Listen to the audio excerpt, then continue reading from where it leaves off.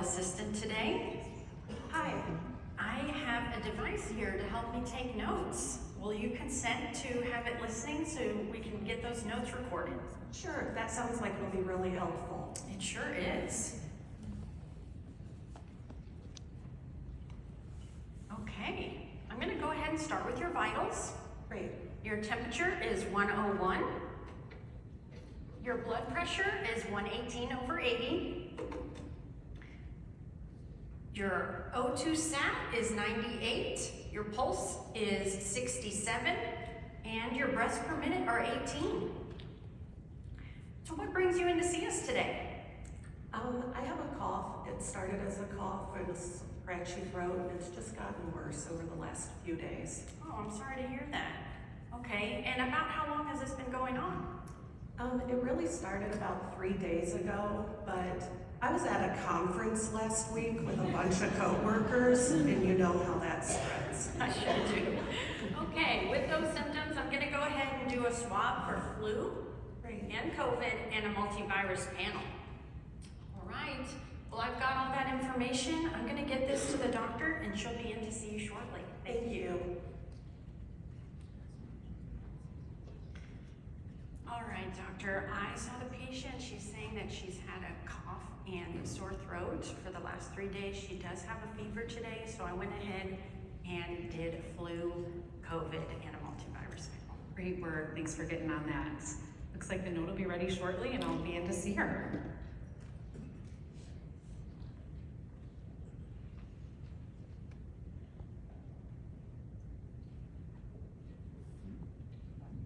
Hi there, Dee Dee. My name is Dr. Giamalba. I'm going to be taking care of you today.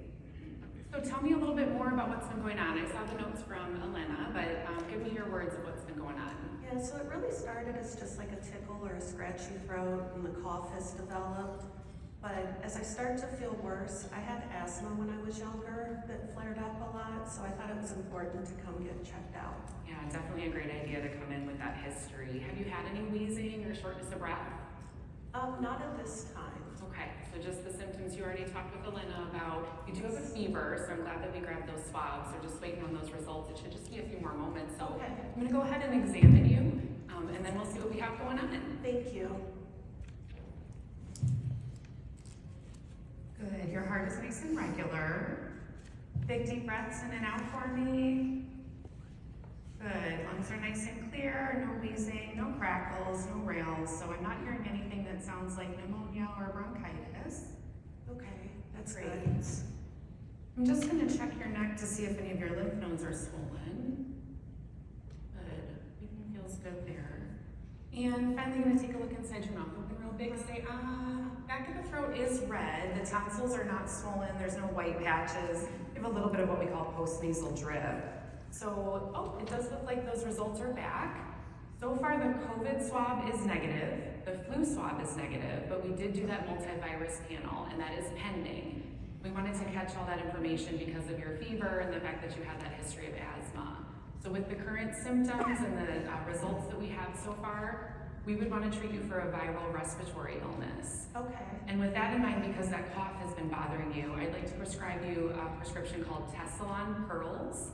And that would be something that you can take up to 3 times a day. Would that be helpful? Something you'd be interested in? That sounds good. If Okay. it helps with the cough, it probably help me sleep better. Yeah, so we'll send that over to the pharmacy for you. You can also take some over-the-counter medications, ibuprofen if you want to do cough drops, lots of rest, lots of fluids.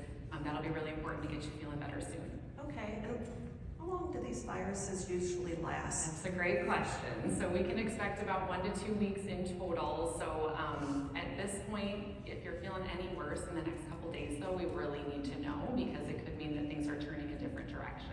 Okay, thank you. You're welcome. So I'm just going to press one little button here and my note is going to be written for me, if you would believe that. That's crazy, Yeah. right? Well, I hope you have a great day. Keep in touch with us if you're not feeling any better, okay? Thank you. You're welcome.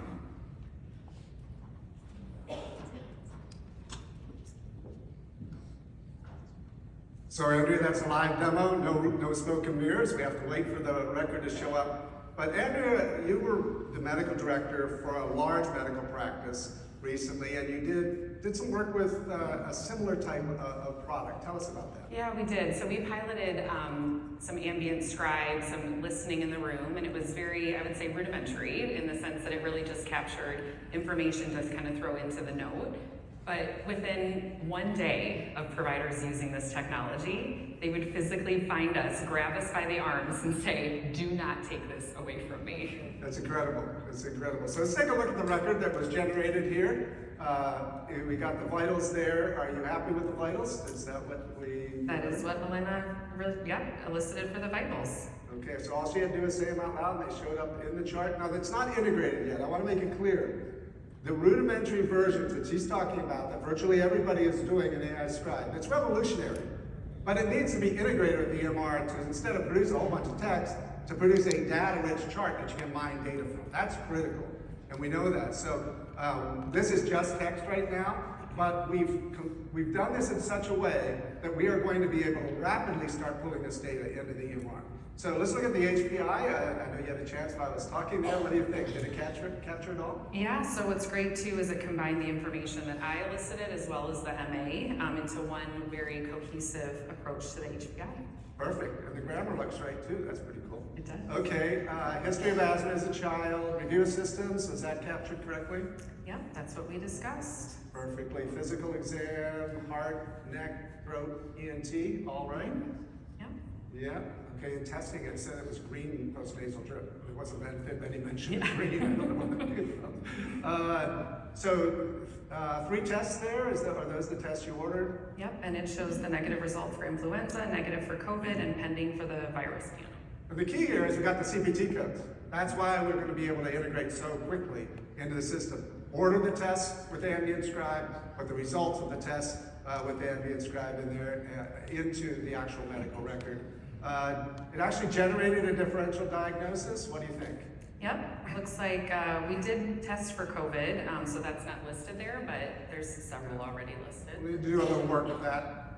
We noticed that yesterday too. It wasn't putting COVID in the differential. Not sure why, but maybe it's not quite as smart as you yet. Okay, so you got the viral respiratory illness.